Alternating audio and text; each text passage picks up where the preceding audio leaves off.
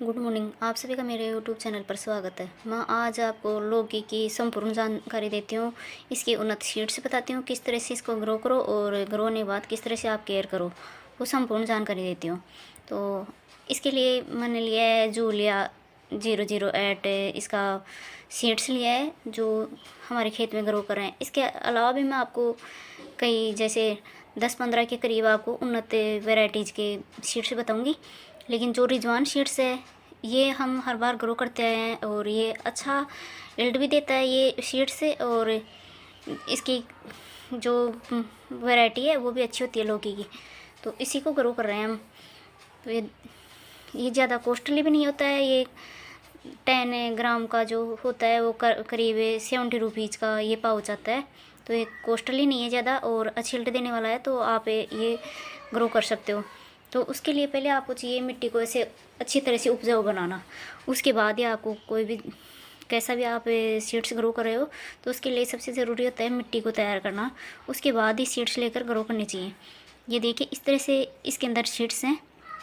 तो जब भी आप ग्रो करो तो इसका नुकीला मुँह है वो नीचे की तरफ करके और फिर ग्रो करना चाहिए, क्योंकि ये एक त्रिभुजाकार साइज का सीड्स होता है जिसके 2 कोने ऊपर की तरह होते हैं, एक नीचे छोटा मुंह होता है, वो छोटा मुंह होता है उसको मिट्टी की तरह रख कर ग्रो करना चाहिए। इसके अलावा और सीड्स हैं, साइन है, सरपन है, ये सीड्स भी बढ़िया होते हैं और इनकी लौकी की साइज़ भी अच्छी होती है।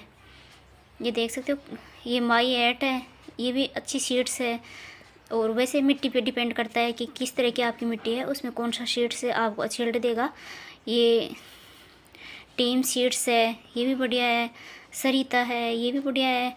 तो ये आप जो भी आपके पास है कोई भी इसकी सीड्स की जो शॉप होती है उस पर आप पता कर सकते हो कि आपके आसपास की जो मिट्टी है उसके अंदर कौन सी सीड्स अच्छी यील्ड देगी और सूट कैसी कौन सी सीड्स होगी, उसी के अकॉर्डिंग आप ले सकते हो। इसमें बहुत सारे हैं, सिजेंटा का है, रुद्राक्ष का है, वीएनआर का है, काफ़ी सीड्स हैं जो आप कोई सा भी ख़रीद सकते हो और अच्छी यील्ड ले सकते हो उनसे। तो ये सीड्स ग्रो करने के लिए आप जब ये मल्चिंग बिछाकर और फिर ग्रो करोगे तो आपकी जो प्लांट के साइड में जो वो खरपतवार होती है वो नहीं ग्रो होगी, जिससे आपके जो भी पोषण दिया है आपने मिट्टी के अंदर वो संपूर्ण पोषण आपकी जो लौकी ग्रो करो उसी को मिल पाएगा। और अन्य ये मल्चिंग वगैरह नहीं बिछाकर ऐसे डायरेक्ट ग्रो कर दोगे तो ये खरपतवार ज़्यादा होगी, तो इसकी बार बार कटाई करना ज़रूरी होगा। तो इस तरह से आप बिना मल्चिंग के भी इसको लगा सकते हो, लेकिन इसमें थोड़ी प्रॉब्लम होती है वीड्स की। ये बार बार वीड्स कटिंग करना ज़रूरी होता है, क्योंकि बेड तैयार करके 2-3 दिन छोड़ देते हैं, उसी के अंदर काफ़ी वीड्स निकल जाती है। हाथों हाथ ग्रो करते हैं तो जब तक आपका पौधा निकलेगा तब तक इसमें वीड्स भी आ जाएगी। तो सबसे बढ़िया यही होता है मल्चिंग बिछाना, उसके बाद ही ग्रो करना चाहिए। आपके पास अवेलेबल नहीं है या आप थोड़ी दूर में ग्रो कर रहे हो तो वो ख़रीदना नहीं चाह रहे हो, तो बात अलग है कि आप ऐसे डायरेक्ट ग्रो कर सकते हो। अदरवाइज़ आपको मल्चिंग नहीं बिछानी चाहिए। ये इस तरह से ग्रो करने के बाद है ये करीब 10 या 15 दिन के बीच इसके प्लांट से निकलना स्टार्ट हो जाता है।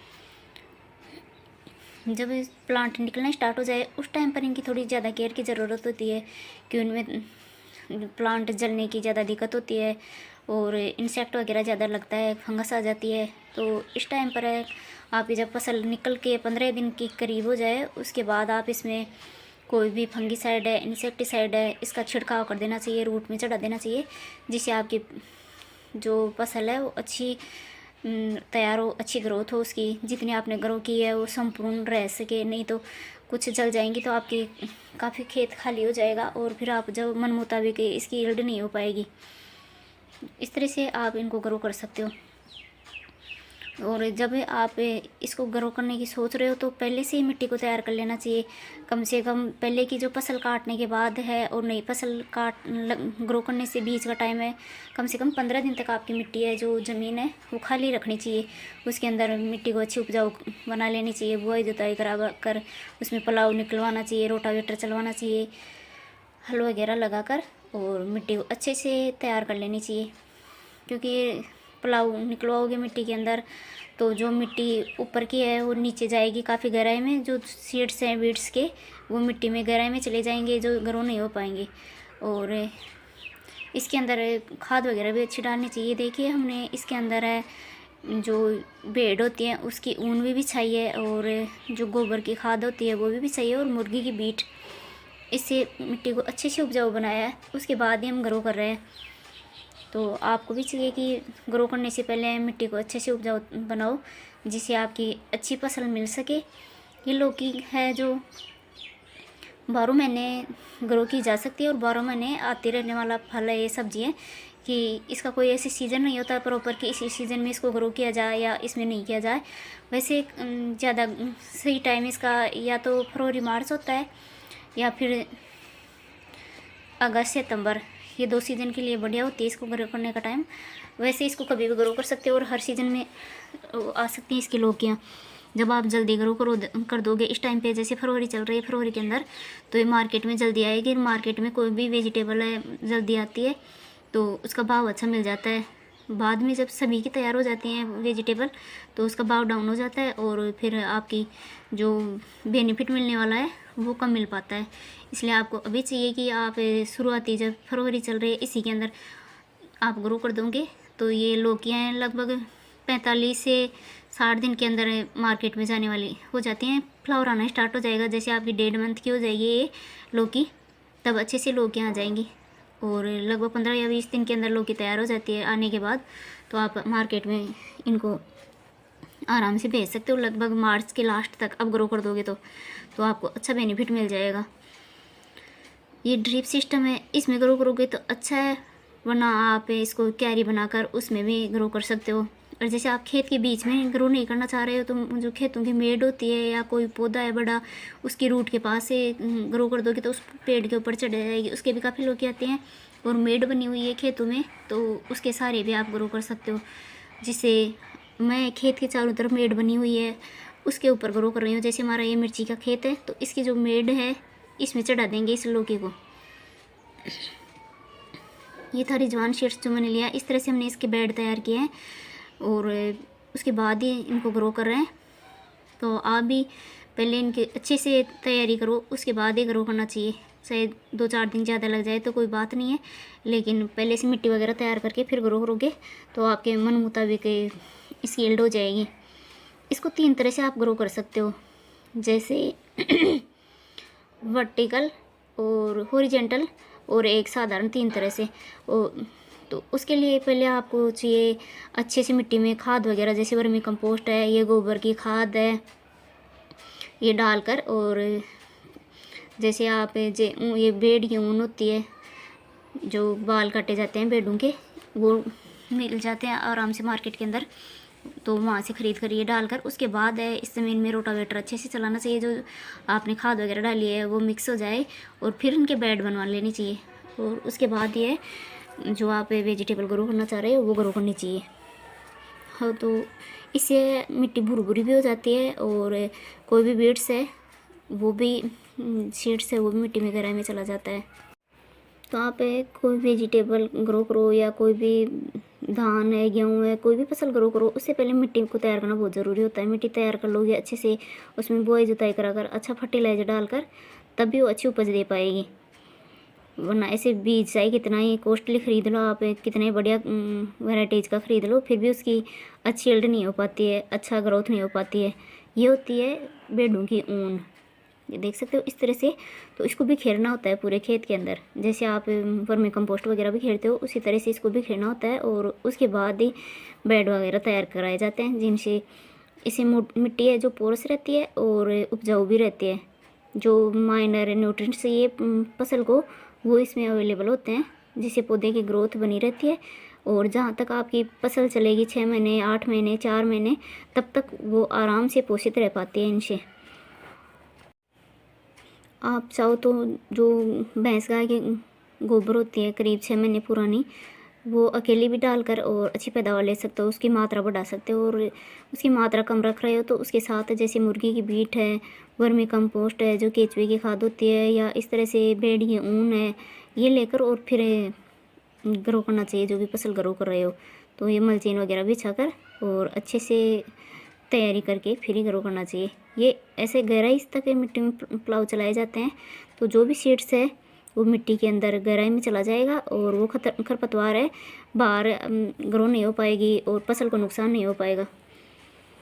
ये जब भी आप मिट्टी के अंदर ये ग्रो करो उस टाइम पे आप इस तरह से ये बेड बनाने के बाद इनको ढकने के लिए, जैसे जल्दी ग्रो किया है आपने फसल को सर्दी के अंदर, तो ये जो आपके पास घास फूस है, पुआल है, वो बिछाकर और उनको ढक देना चाहिए, जिससे ठंडी से बच पाएंगे। और ये नहीं करना चाहो तो आप नर्सरी तैयार कर सकते हो घर पर, और फिर लगभग वो 15-20 दिन की हो जाए आपकी फसल, तो उसको इस तरह से बाहर खेतों में ग्रो करने देना चाहिए जो आपने पौध तैयार की है पहले से। तो ये जल्दी मार्केट में आने के लिए तैयार हो जाएगी। ठंडी के अंदर खेत में तैयार करना मुश्किल होता है, तो आप छाँव हो घर पे वहाँ तैयार कर सकते हो।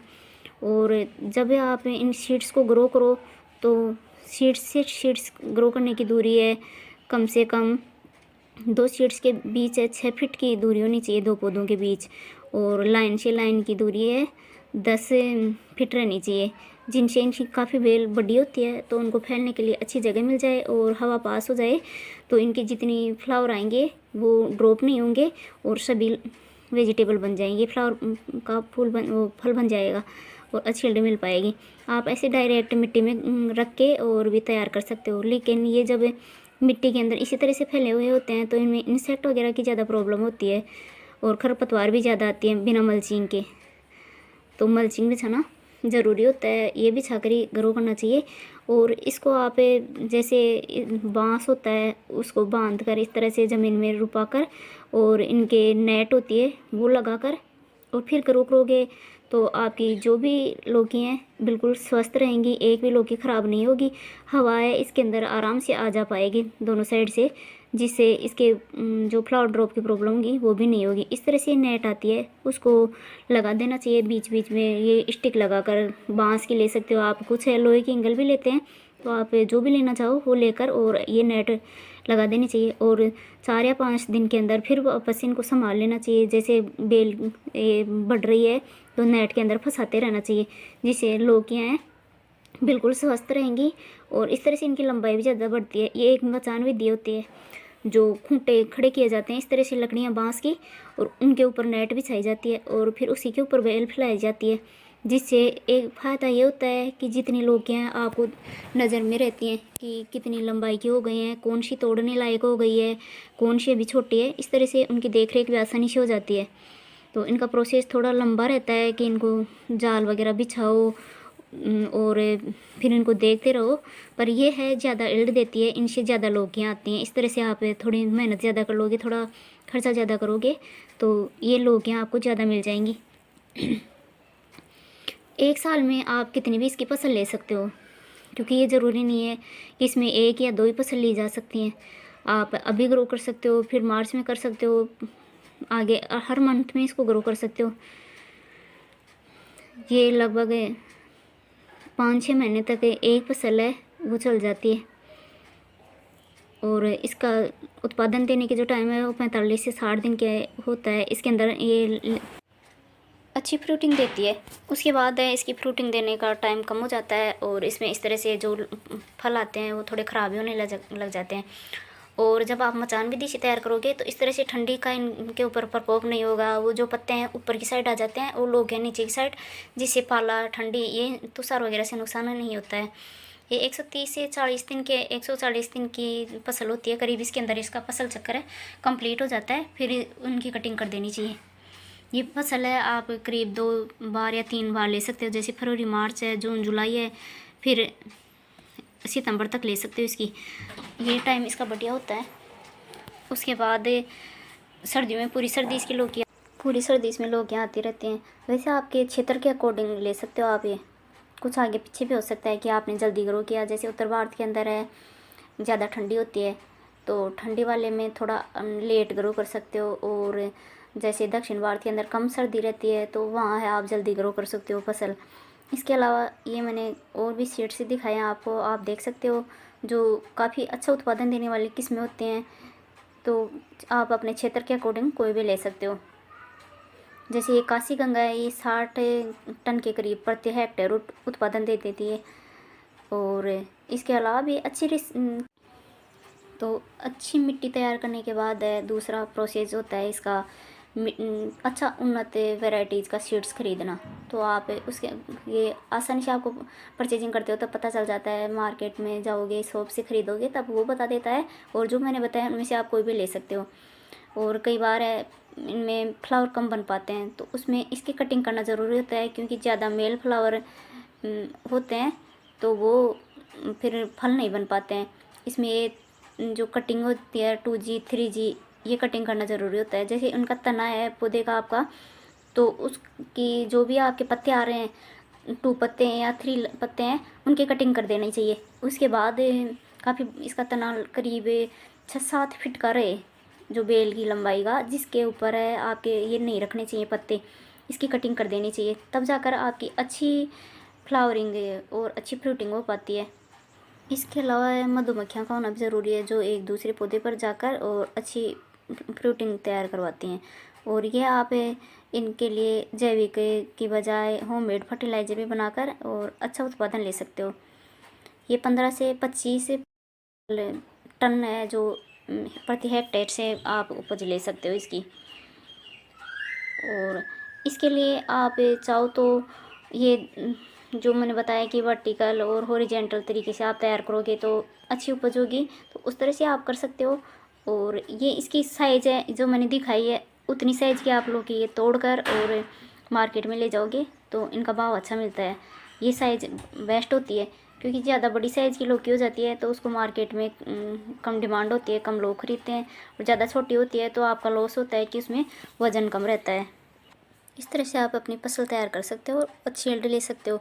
ये जानकारी आपको अच्छी लगे तो मेरी वीडियो को लाइक करना, शेयर करना, कमेंट्स करके ज़रूर बताना कैसा लगा आपको मेरा वीडियो। और यदि आपको ये वीडियो अच्छा लगे तो बेल आइकन ज़रूर प्रेस करना, जिससे आपको मेरे नई वीडियो की नोटिफिकेशन मिल सके। चैनल सब्सक्राइब नहीं किया तो सब्सक्राइब ज़रूर करना, और इसी तरह से अपना सपोर्ट बनाए रखना। वीडियो शुरू से एंड तक देखने के लिए थैंक यू।